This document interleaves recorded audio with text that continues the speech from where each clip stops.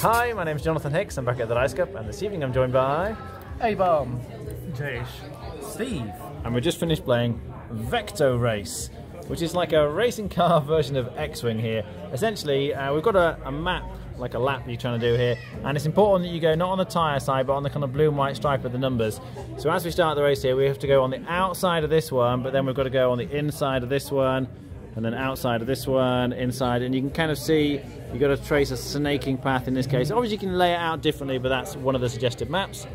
And when it's your turn, so let's say whoever's in front goes first, so Steve would have his go, and he's going to be in a certain gear. So you start off, let's say, in gear 3, and the way he puts it is he sticks it at the front, either at the side, the front, or the other side, and then he takes his car and sticks it at the other side. And after doing that, he can change his direction if he wants to a limited amount. You can see the white arrows are allowed, black arrows are positions that would not be allowed. So he can do that, that's fine.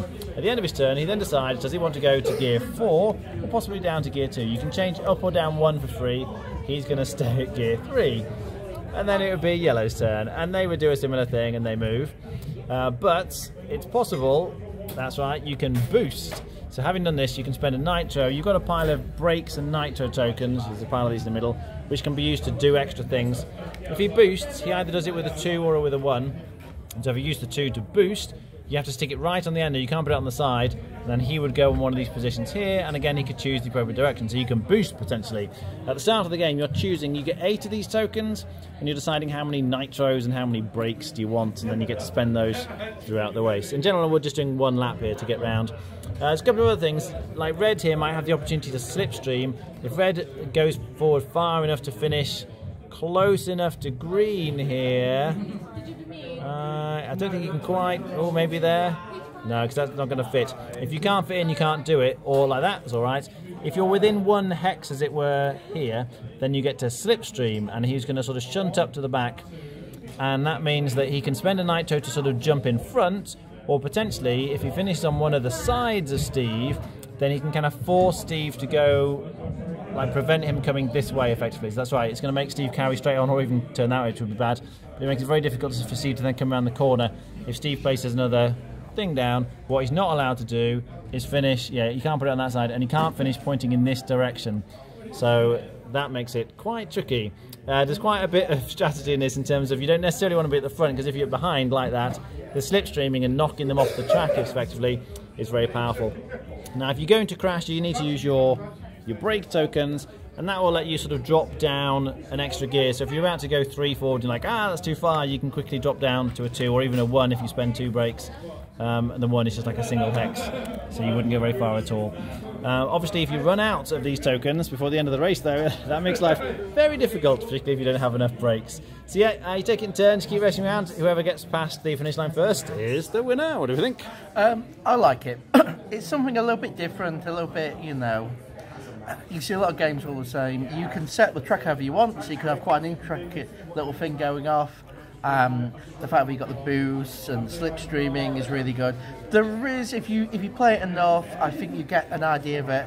Well, it's all about the turn, and just don't go too far or too close to the corner before you need to take it. But yeah, I like the little cars you make up and everything, so yeah, it's good. Jayesh? Yeah, it's more of an entertaining and competitive game where you have fun with friends and just lean behind other cars and make them go crash. So yeah, it's a fun game. Steve? It's nice that you can set the track up however you want. In fact, you don't need a big board or anything like that. You just get, you know, 8 of these, 6 of these, whatever. You chuck them around the board, and you know, you then say go.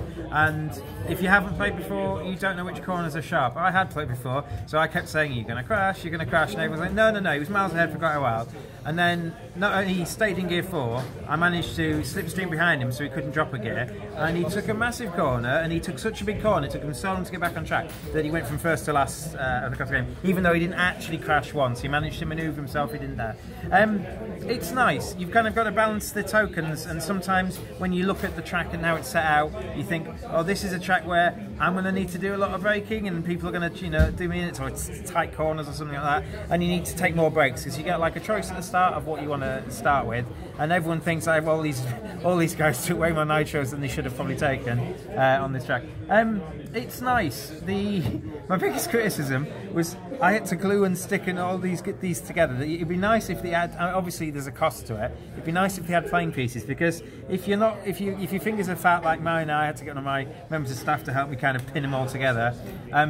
You could just do it poorly, and they could start to fall apart and stuff like that. It'd be much nicer to have miniatures, but I can see why they've done this. I suppose it makes it quite an affordable game. Rating?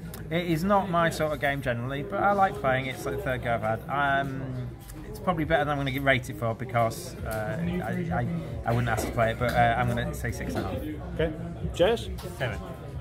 Abel? I'll go for 6.5. Okay. I've played a lot of X-Wing over the years, and this is nowhere near as complicated X-Wing, but it gives you the feeling of the movement, which is really nice. There's obviously no shooting in this, you're not going to be firing your blasters at anyone, but it's really, really interesting to think, oh, how should I take this corner? Can I go an extra gear here, or am I better playing it safe? Oh, but so-and-so's out in front, I really need to catch him. So the decisions are really interesting, and it's just very simple. There's a couple of things with the slipstreaming that can be a bit tricky, but once you get the hang of that, it just plays really smoothly. And it doesn't take too long. I think for this light racing game, I haven't seen anything that really does this any better. I think it's great. As Steve says, I'd much prefer there to be miniatures. The little sort of card cars aren't great, but the actual templates are really thick cardboard. They're really nice. So I think it's really solid. I'd give it an 8 out of 10. Thanks for watching. That was VektoRace.